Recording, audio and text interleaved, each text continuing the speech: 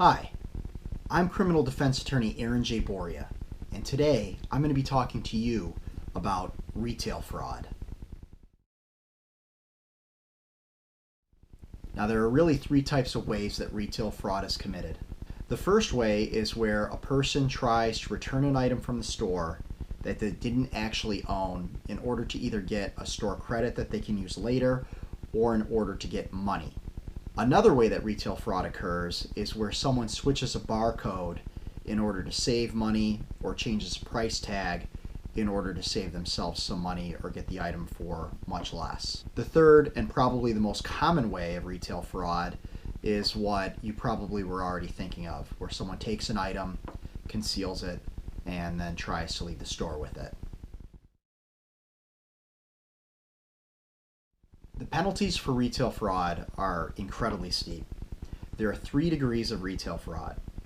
First degree is a felony, second and third are both misdemeanors. Retail fraud in the 3rd degree is the lowest of the misdemeanors. A person can be charged with retail fraud in the 3rd degree when the value of the item stolen is under $100. The penalty for retail fraud in the 3rd degree is a fine of up to $500 or 3 times the value of the item that was taken. It is also possible that you could get up to 93 days in jail. Second degree retail fraud is also a misdemeanor. It's punishable by up to a year in jail and up to $2,000 in fines or 3 times the value of the item stolen. A person can be charged with retail fraud in the 2nd degree if the item that they're accused of taking exceeds $100 or more but has a value of under $1,000.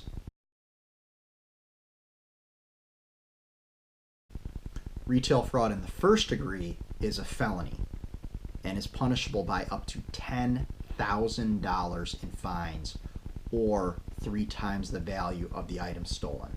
It's also punishable by up to 5 years in jail. There are defenses to retail fraud. The most common defense to retail fraud is mistake. Sometimes people leave the store with an item that they meant to pay for and they simply didn't.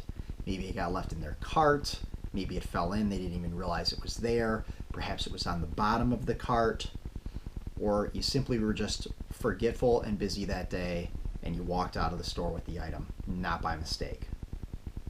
Other defenses could be that you never intended to steal the item. Maybe you never even left the store and you were accused of trying to take the item, and that simply is not what you were trying to do and the store got it wrong. Another defense could be that the item is already yours, and maybe they're trying to say that you didn't purchase the item. That could easily happen in the scenario where you are trying to return the item to the store. Perhaps you don't have a receipt, you didn't bring it in a bag, but it was yours. And now they're trying to say that you are trying to return the item and make money off it, which you weren't. Even if your case does not have a defense, there's a very good chance that an experienced criminal defense attorney would be able to get their case reduced to a lesser charge or get the charge switched to an offense that doesn't carry the stigma of stealing, doesn't have that crime of moral turpitude to it.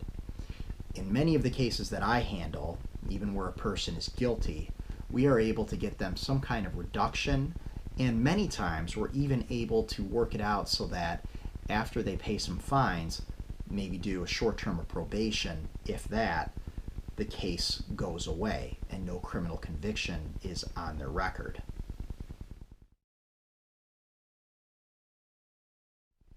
If you've been accused of retail fraud, call 734-453-7806 or shoot me an email at borialaw.com.